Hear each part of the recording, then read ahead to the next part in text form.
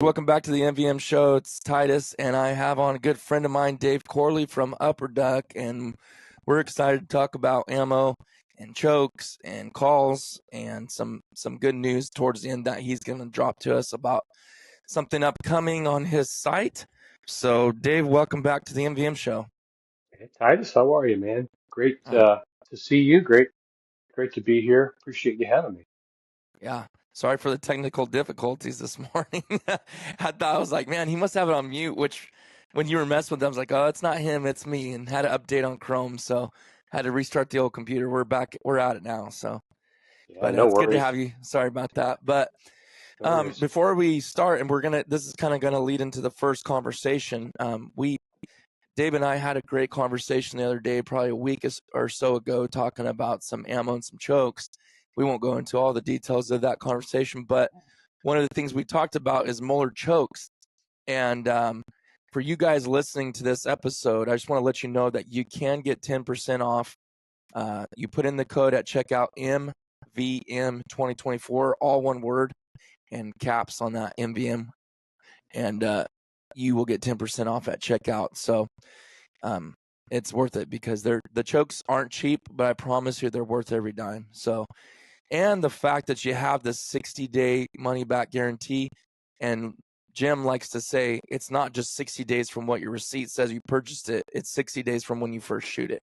In other words, almost at any time, unless you have it for a couple years, you can send it back if you're not happy, but I don't think he's really had any sent back from what he's told me. So Yeah. anyways, so you made the purchase, huh, Dave? Yeah, well, I've heard so much about these chokes. A couple of buddies of mine shoot them. You shoot them, of course, buddy on the West Coast. So um, I I have a history of being accused of trying too many chokes. And so the last year or two, it's like, another choke tube. But I just kept hearing nothing but great things. And then I've heard Mueller on your podcasts, and I've checked out a couple of his, YouTube clips. Um, he's pretty straightforward, pretty, you know, all business on him. Yep. So I like that. So just super informative. So he just makes a lot of sense. And um, so, yeah, I put an order in. I figured I'm going to try the first one and bought a passing 20 gauge for my Beretta. And I'll shoot probably within a day or two. It should be here. Ordered, I think, on Monday or Tuesday. So um, I'll be shooting it by Father's Day, I think, and go out to the skeet and trap range and just, put a 50 or 100 rounds through it right away just to check it out and see how it performs. So, I'm really interested in just really seeing how I like, like if I go to the trap or skeet range, I'll shoot with a low gun and then call for the bird and try to break it out there a little further, more like hunting scenario, right? So I like to see what it does at 30, 40, 50-yard shots. And, you know, I love the fact that people are getting more involved in studying more of the choke tubes and, Hmm. Strickland and the stuff he does with all the gel and ballistics and that high speed camera. That is like, that's amazing to me. I, Right. I Right. just sit there and watch that and I'll go back and watch it again. Um, I love the information. I love the data, Hmm. because so many people have said so many things over the years. Hmm. And like I said, I'm a choke tube, whore in some ways. My buddy Brett from Beretta, he'll tell me, he's like, "Yeah, how many choke tubes you got for this gun?" Pull them out when we're in the blind or something. Um, but I've learned over the years, last couple of years, just to have one in my gun and I bring one extra, and that's about it now. I've, dummied down and scaled down a lot of things and tried to simplify um, on all ends of duck hunting, if you will. So yeah, I'm excited to to run it, and tell me what your thoughts are on the decoy choke of the Muller and then the passing.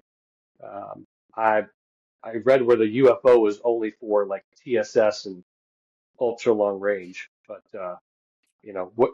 How did it perform for you last year, or how did they perform? Well, the decoy choke performed awesome. Let me throw a question back at you first before I answer that. Okay. Did they have the decoy chokes in stock when you bought yours? Yeah, they did, and that's the first thing my buddy from Beretta asked me when I told him I ordered a Muller like he has. And he said, you just should have started with one. If you're gonna start with one, start with the decoy. I'm like, yeah, I get it. I think anything in really close, my theory was if it's super close, any factory choke is gonna probably do well if it's in your face. So I wanted just to test first, see what the medium to longer range kind of Hmm. pattern does on it. And I'm going to pattern it. That's the thing. I'll take it out, Yeah. shoot, trap, and skeet, and then stick it on a patterning board. Um, I save pizza boxes, and that's been a Mm. great thing. And take the boxes, the back end of it, and then just draw your circle, and you can have a really good idea throwing that up at the farm or outside anywhere where your pattern really lies. So uh, Yeah. I do a lot of that. I've been a big believer of patterning in the past. Every new gun I get, I always throw pellets on a pizza box or a paper for sure. Hmm. So Yeah. And the that I hope reason that I answers your question about why I didn't grab the decoy one right away. Um, I do you probably should like have a just tighter bought two. choke? Do you like a tighter choke? Well, Mentally, like in your head, do you like to know it's a little tighter? yeah, and because also with the dog and being a caller, I'm usually the last guy to shoot. And so a couple reasons. Yeah, if there's birds coming in, I'm not going to be the guy on average that shoots the first one. When somebody says take them, or if Gotcha. I say take them, I'm going to leave the front birds for the guys that are hunting with me, Gotcha. and I'll just reach out right away. Um, hence maybe the the term upper duck, the ones that are just up a little bit, pun intended there. So that's been kind of my style over the years of shooting. Now, when they're there and they're on a platter, yeah. But even when they're sometimes so close, I mean, I've hunted a lot, I've been around a lot that I like to go, you know what, one Mississippi, two Mississippi, I can lead this bird a little bit and not pillow them, Hmm. not feather dust them. So I'm not that great of a shot, but I tend to talk like I know what I'm doing, and I tend to think I know what I'm doing, compared to, young gun in there that's just shooting at everything as quick as they can. Yeah. So that's just that's why. Um, my guess is as soon as I get it, I'll just within 30 days order another one because that's kind of what I do anyway. Yeah. You know, Yeah. when I in the past have gone to Briley and ordered a choke tube and then I ordered another one.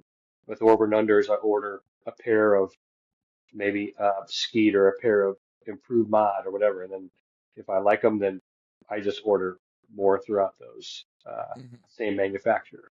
So yeah, Yeah. The reason I ask you that is because myself, I called after I watched those Joel Strickland videos that I was talking to you about last week, and it sounds like you I think you've seen them before, but you might have retouched them again.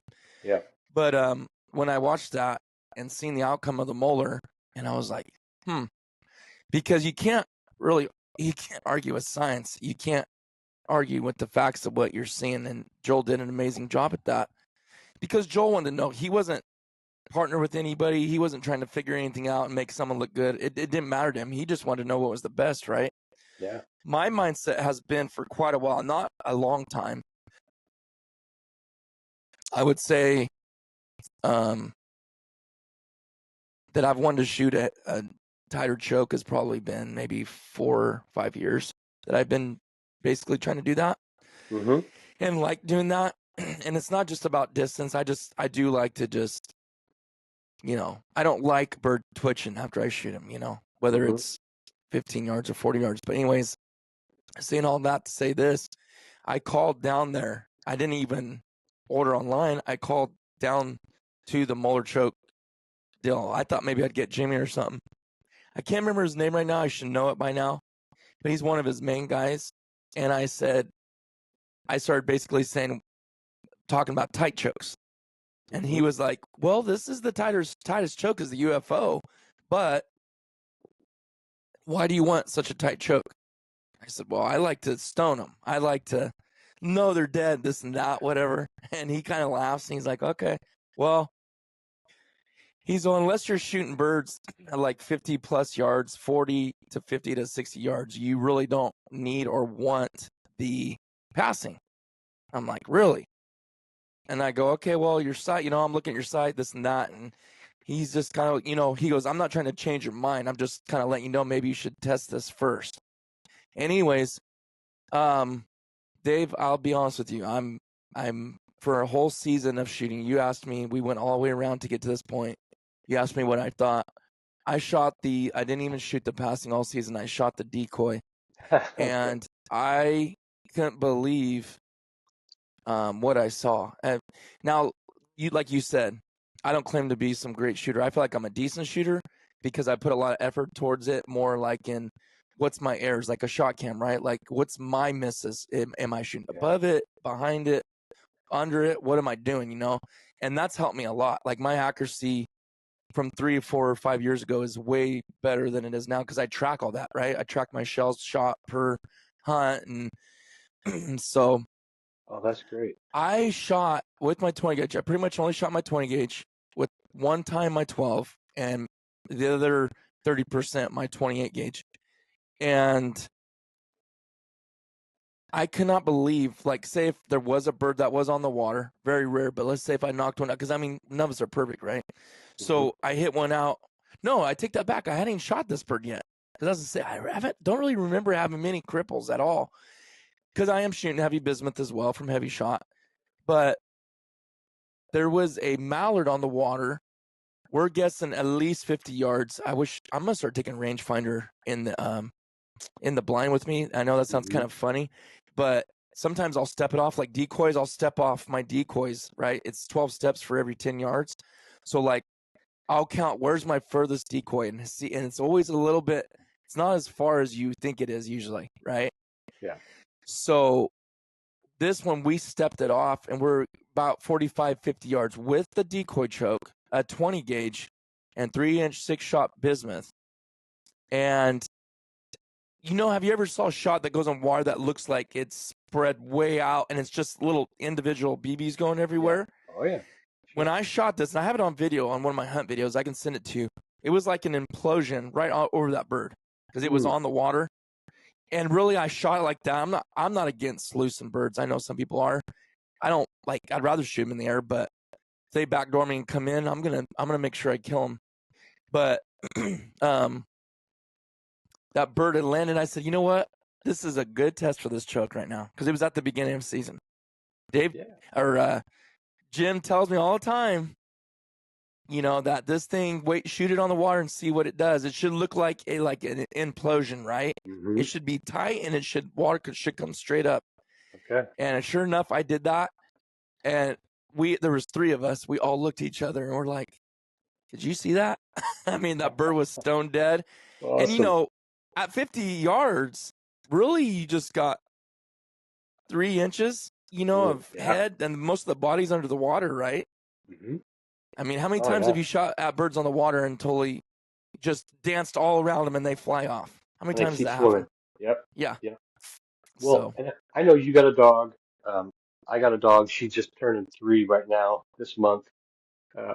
Another reason to have optimally performing chokes and shot and et cetera is, the last thing you want is a super live bird, swimming away into 7 or 8 foot strands of, corn where we hunt, So, man, they get in there and they start diving and then they latch onto something down below it. It's like it can be tough for a dog and young dogs. So, yeah, I'm a believer of always been a little bit tighter choke, a little bit bigger shot. And and plus where we hunt a lot, most of the time when I'm hunting here in Missouri, St. Louis area, the Mississippi comes in straight down and the Missouri hits it. We got other tributaries, this great confluence, they call it. Uh, you know, there's a ton of duck clubs around. There's a ton of, uh, you know, resting lakes. I mean, the rest lakes we got around here are just massive, and there's a lot of birds that can just draw birds over, and it can be tough hunting some days. Um, but you could see a lot of ducks, right?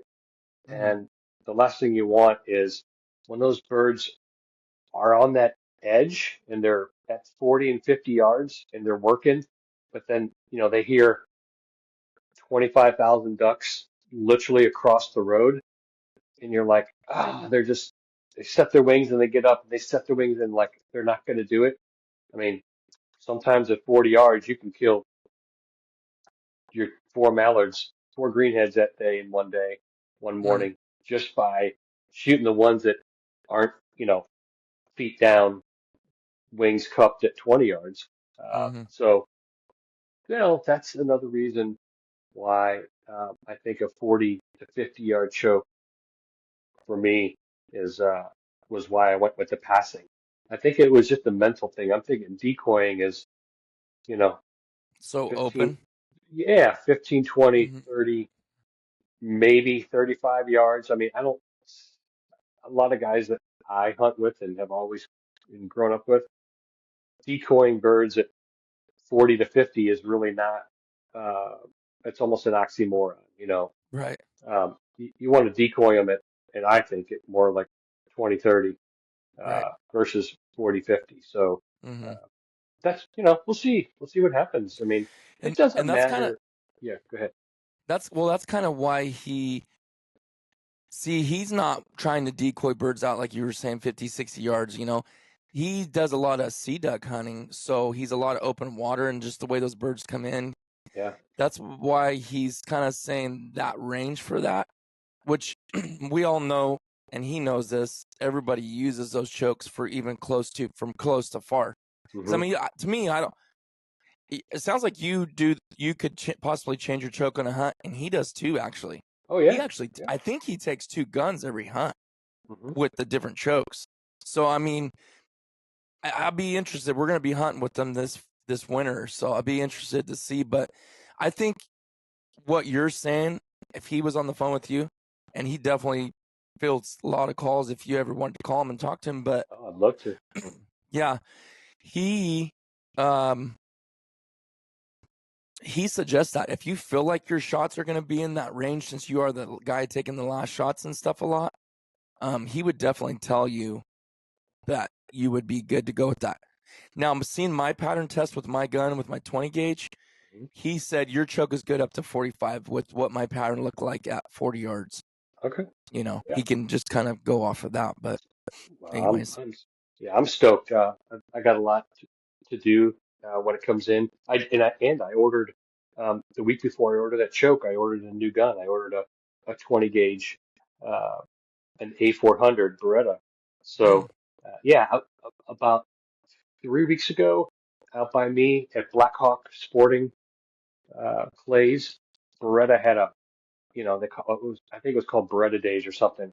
So I drove out there, just right outside St. Louis County, and a lot of guys know where it is. And so, long story short, Brett from Beretta had like, I think he had 8 different semi-autos and about, I think, 6 different over and unders. And we just sat there and shot five stand, and mm, I picked up all the guns, and I have three Beretta shotguns already, maybe four, three. Um, so I kind of started shooting their guns more and more, probably 4 or 5 years ago. Um, and back in the day, I mean, this goes back 20 years ago. I bought my first Beretta. It was a Silver Pigeon 4, you know. mm, So I love their stuff. Anyway, long story short, I'm going to hunt this year with a 20 gauge, try to go all year. Now, if it's super stupid sideways, sleet, Um, I could always grab my 12. I'll have that in my truck at all times. If I think I need a bigger payload, but my goal is to shoot that 20 all year, and that's why I'm, want to try out the mullet choke, and then the whole other chapter would get into what shot to shoot, the Mm. brand and the size and things like that. So yeah, I'm super excited because, every season I try to do something different. Yep. One, I try to shoot like over and unders if I can, or side by sides, double barrels. This year I'm going to shoot, you know, 20 gauge, with the A400, and pretty stoked, because I at that five stand, every gun that I picked up, I shot that 20 gauge, A400, 28-inch barrel better than the 12s that were there.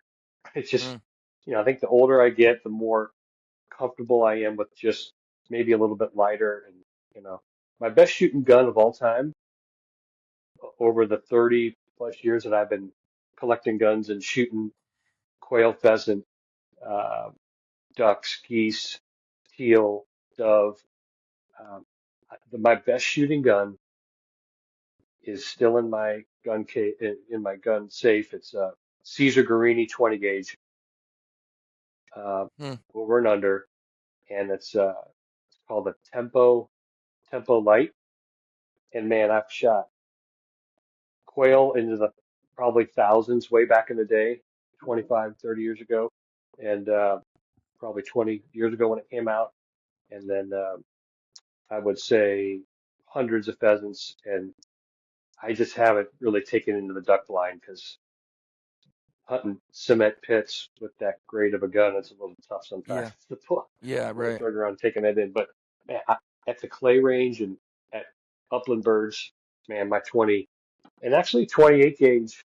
Uh, 28 gauge side by side.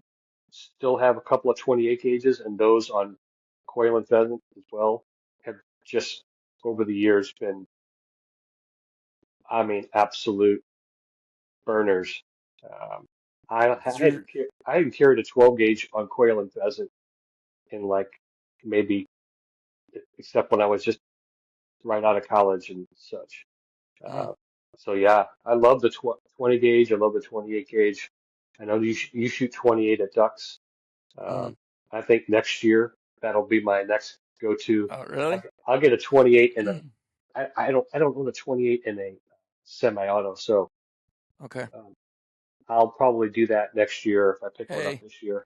if you do that next year, I might have to join you on that Okay, quest. yeah, I I'd be would down. feel 100. I'd feel 100% confident doing it too.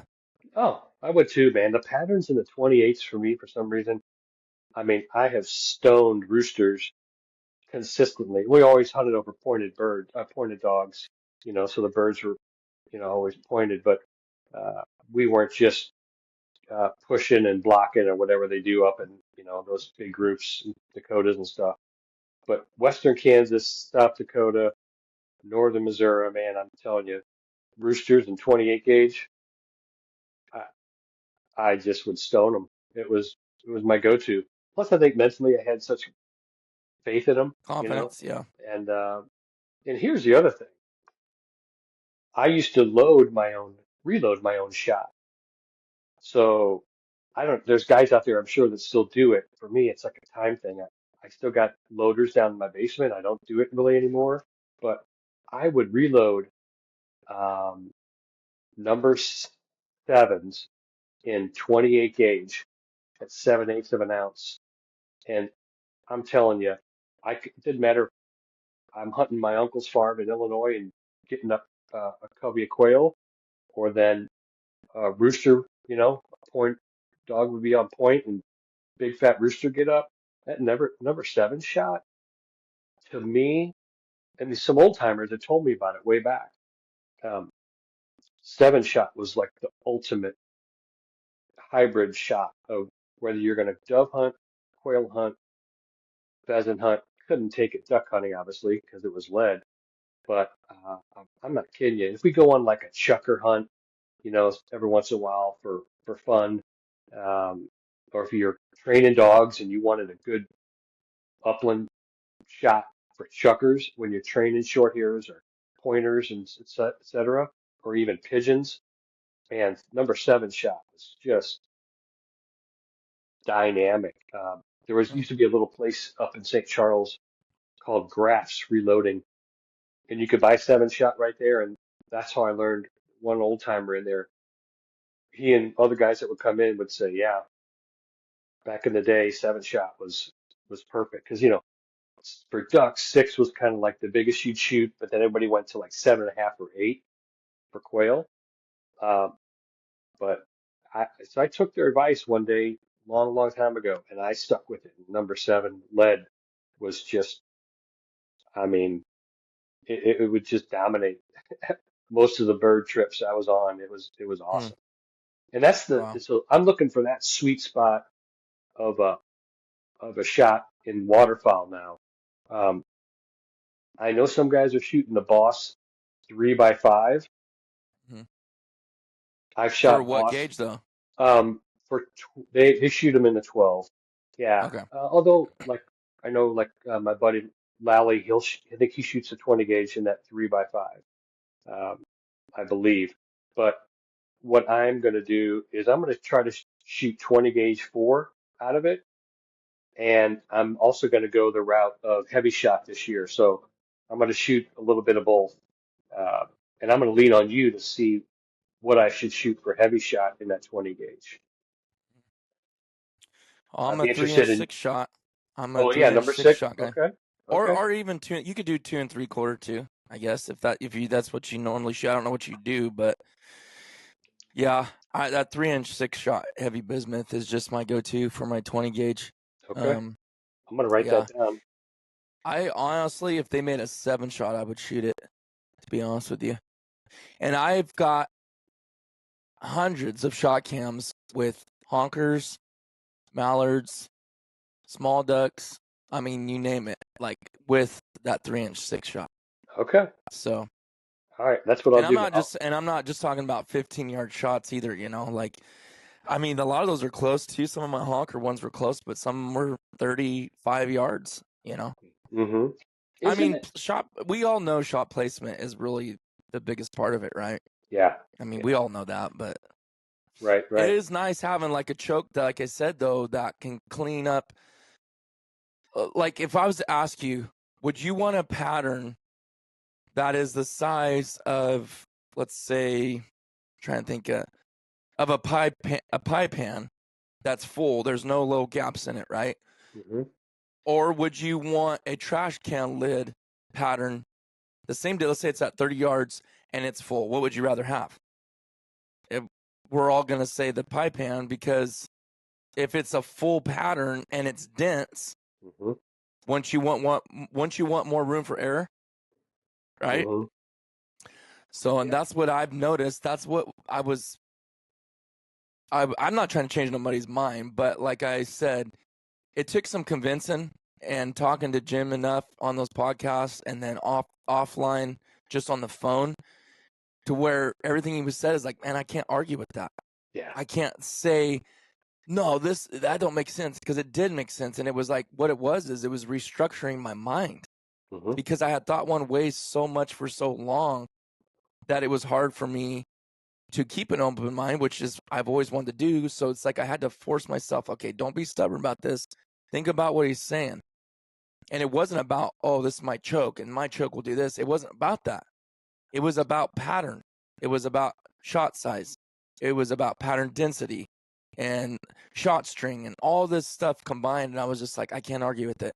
Yeah. I can't. So, Yeah. That's awesome. Yeah. I really, um, I'm really interested. I'm gonna buy some of the heavy bismuth, like you said, number 6. I'm gonna pattern that, and I'm gonna get some Boss in here right away. I'll pattern that, and I'm kind of hoping.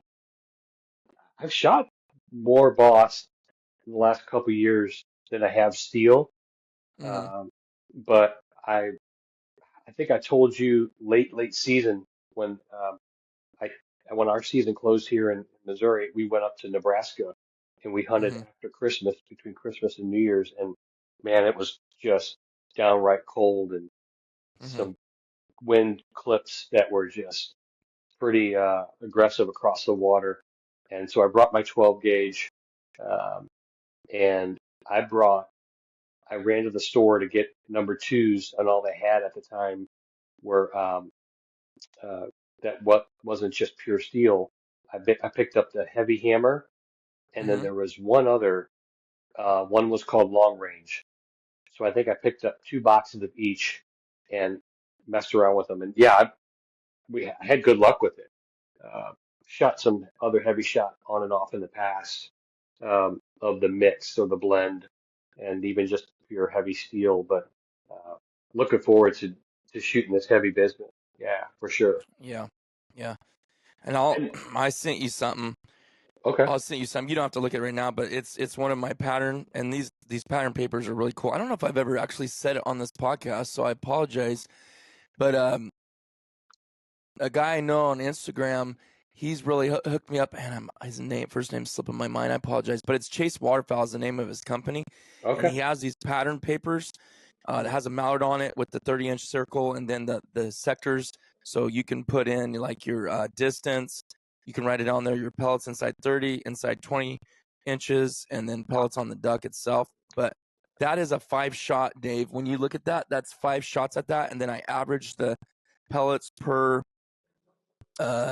shot inside of a 30-inch circle, and that hmm was at 35 yards. It says it, so you can zoom in and see that. But you guys, if you want good pattern testing papers, I highly, highly suggest checking out Chase Waterfowl, Chase Waterfowl, okay, and you can go to his website. And he's got, it's cool now because it was a mallard. Now he's got widgeon, pintail. He's got all these different ones just for the fun of it, like, that you're gonna shoot yeah, out. But wow, that's that, and that's at 35 yards with the decoy choke. hmm So that's kind of the reason I sent that to you, is because I wanted you to kind of look at that. okay, And my average wasn't, believe it or not, wasn't a ton different with the passing. So what Jim told me is because I was at 35 yards. He goes, "You're not going to see a big difference till you get over 40 okay, okay, because they're both holding, right? hmm hmm But it's when you get past that 40-yard mark is when the decoy keeps going open, and that passing will hold." okay, So excellent. yeah, Wow, that's great to yeah. know. So we talked about the shot size, talked about the 20 gauge, practicing, maybe dipping. Well, we're kind of getting, we're time is quickly evading us, but Okay, yeah. you talked about before we started this, bucking the myth. You know, Yeah. I guess we'll just as far as, and we were talking about that, pretty much referring to like shot size and feet per second, pretty much, right? Yeah, and range Mm-hmm. and wind, et cetera, too, because man, I'm telling you, uh, ultimately you want to have the ability to have great tools all the way around from, duck calls that you're comfortable with and are high quality, high quality decoys, everything you need to really do the job to get ducks in closer. But at the end of the day, it's still, we shoot ducks that aren't in super tight. Uh, so I'm trying to figure out, you know, is it a myth and about how far you can shoot ducks? Does wind matter? Uh, what choke tube size to use? What constriction? What size shot?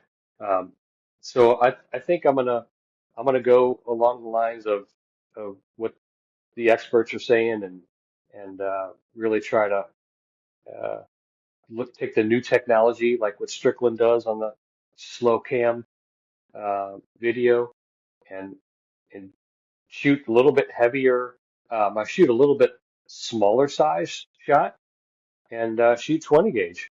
And I'm excited to see what happens. I know I'm still going to shoot a lot of ducks, and I don't think I'm going to uh, come out of the season with less ducks for my dog to retrieve and to put Mm-hmm. on the table. Mm-hmm. Yeah. No, I I'm excited to see what you come up with and see your papers or your pizza boxes and see what they look Yeah, like. yeah. Oh, absolutely. I got to ask, so what pizza? What pizza are we talking about here? That kind of Well, matters what you're shooting at. okay. So in St. Louis, you won't have it out there. It's called Emo's Pizza. It's a St. Louis, maybe 100-year-old pizza Oh wow. joint. It's a family from here. It's a unique cheese called Provel. It doesn't really exist anywhere else. It's not like a mass produced. So Emo's Pizza Box, or there's another pizza joint that's kind of local, but they're only in St. Louis and I think Ohio are the only two uh, areas that they're in. And it's called Dewey's because it was uh, it came to life, and it was started by one of the sons of Bill DeWitt, and Bill DeWitt is like the managing partner of the St. Louis Cardinals. And so Mm-hmm. they're from Ohio, like Cincinnati, I believe. And one of Bill DeWitt's sons, like, didn't want to be a baseball uh, business manager. So he wanted to apparently open up his own pizza joint, and he did back in Ohio. And of course, being that they spent a lot of time in St. Louis, they opened them up here. So Dewey's Pizza Boxes and Emo's Pizza Boxes. If you're ever in St. Louis, you got to try one of those too. They're Okay, you're making me they're hungry. fantastic. Do you consider yourself a pizza buff? Yeah, I love pizza. Well, I mean, Oh man. and See, my wife and I, that's why I knew we were such uh, good friends. I can't make it up. There's people that eat pizza and there's people that love pizza. I eat and I love pizza. So I don't have a box in front of me, but literally last night, um, we had pizza here at the house. Our youngest son flew in.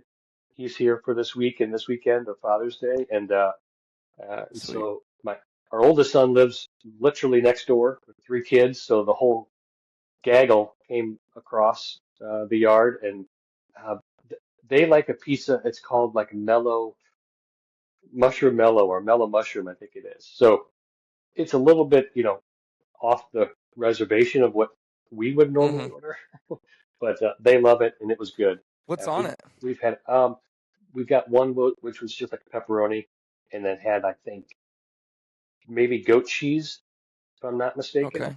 Okay. And then Is that the main cheese or is it just sprinkled on there? no, it was like the main cheese. Yeah, Oh wow. yeah. Okay. And the other one was like more of a pineapple, like olive oil kind of type of mixture. Yeah. And Hmm. so it wasn't a red sauce. So yeah, I think it's called mellow mushroom. So I'll get Not more your run of the specifics mill on it. pizza. Yeah, it Yeah. is. It's we got a lot of pizza joints around here, that's for sure. So yeah, Yeah. my wife and I, We do. we are big believers in it, and it's just our one of our go-tos 2 or 3 days a week at least. Seriously. Oh, Yeah, you like it then as much as I do because I could eat it every day if it yeah, wasn't for starting to get heartburn at some yeah. point. Oh yeah, 100%. I hate that I get that because I like spicy food, I like hot sauce, and I love pizza, and those three Oh things yeah. don't go well with the heartburn. But yeah, Laura, if I can get back there one of these days, I would definitely. You have to show me the pizza joint. We could eat that every day. I'd be more than happy. Pizza Give or joint. take. Yeah, good pizza, good duck hunt, and some cold beer. That's what I did last night. Crack open a couple beers with good pizza, and of course afterwards smoked a cigar, things like that too, then sips of whiskey. But yeah, you know, it's uh, it's guys like you who served our country, allowed us to have such great freedoms here. So thank you, by the way. Yeah, thank you. Man, I wanted to ask you something else that triggered a thought. One more. I know we're basically out of time, but I did one.